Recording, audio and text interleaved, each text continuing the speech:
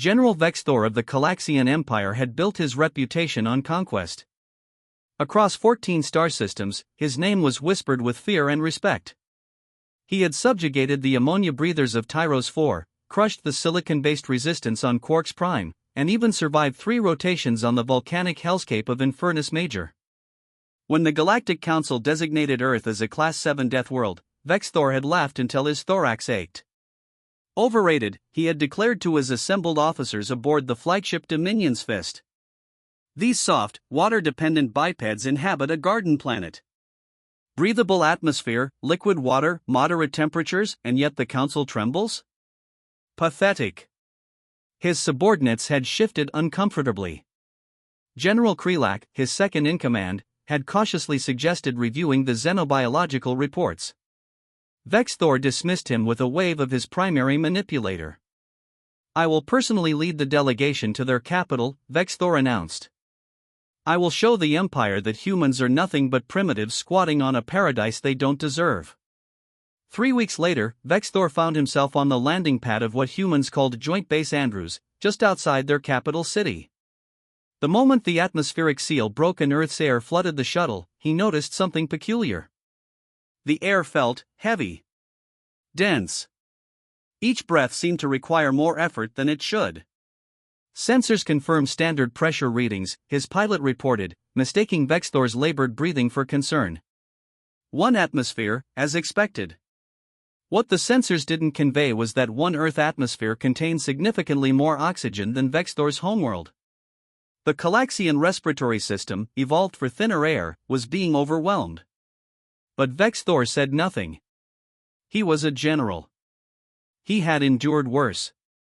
The human delegation waited on the tarmac. Their leader, Ambassador Chen, stepped forward with an outstretched hand, a primitive greeting gesture Vexthor had researched. He reached out to reciprocate. The weight hit him immediately. Vexthor's arm, which on his homeworld could lift his entire body mass, suddenly felt like it was made of liquid metal. Earth's gravity, 1.2 times stronger than Calyx Prime, pulled at every molecule of his being. His exoskeleton, perfectly adapted to lighter conditions, offered little support against this relentless downward force. He managed to grasp the ambassador's hand, fighting to keep his stance upright. The human's grip was gentle, yet Vexthor could feel the raw power behind it. These creatures lived their entire lives under this crushing weight, their bodies compressed and strengthened by it every moment of every day. "Welcome to Earth, General," Ambassador Chen said warmly. "We've prepared quarters for you in Washington. I hope you'll find them comfortable." The motorcade ride was torture. Each bump in the road sent shockwaves through Vexthor's compressed frame. His internal organs, which floated somewhat freely in lighter gravity, were now pressed against his lower carapace. He focused on breathing, on maintaining his composure, on not vomiting in front of these primitives. At the hotel, things deteriorated further. "We've scheduled several tours," Ambassador Chen explained in the lobby. "The Smithsonian, the National Mall, perhaps a hike in the nearby Appalachian Mountains." "Mountains?" Vexthor's voice came out more strained than he intended. "Oh, just foothills really. Very gentle slopes, perfect for a leisurely walk." A walk. On this planet, even standing still felt like carrying twice his body weight. The thought of ascending an incline made his secondary heart skip. That night, alone in his quarters, Vexthor finally allowed himself to collapse. He lay on the floor, the bed was impossible to mount, and accessed the xenobiological reports he had dismissed weeks earlier. Earth, he read, was home to apex predators that could run at speeds exceeding 100 kilometers per hour. In this gravity, with this atmospheric density, there were birds that migrated thousands of kilometers non-stop. Fish that survived in the crushing depths of oceanic trenches where pressure would liquefy a Calaxian instantly. And the humans.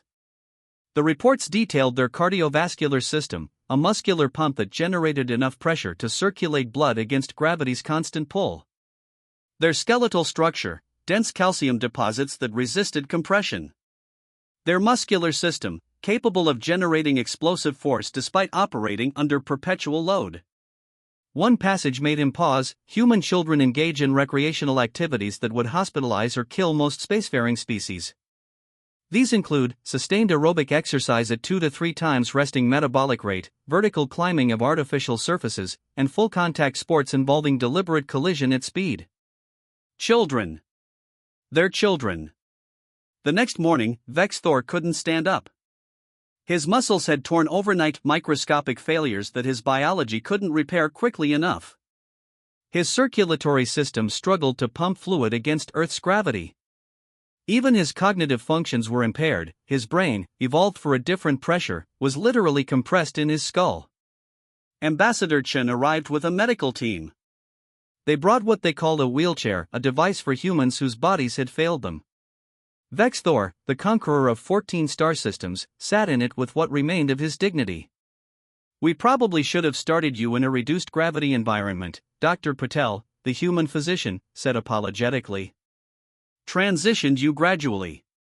It's standard protocol for most visitors, but we understood you wanted to experience Earth authentically." Authentically. Yes, that was what he demanded. Full immersion, no accommodations, no accommodations, no special treatment. He'd wanted to prove a point. He had. Just not the one he'd intended. Over the following days, as Vex Thor recovered in a specially prepared low-gravity medical chamber, he watched broadcasts from Earth's surface. He saw humans jogging for recreation. Carrying heavy loads upstairs without pause. Playing with their young, tossing them in the air and catching them repeatedly. One video showed elderly humans, their bodies weakened by decades of use, hiking mountain trails that would challenge a Calaxian soldier in peak condition. The reports reached Calyx Prime quickly.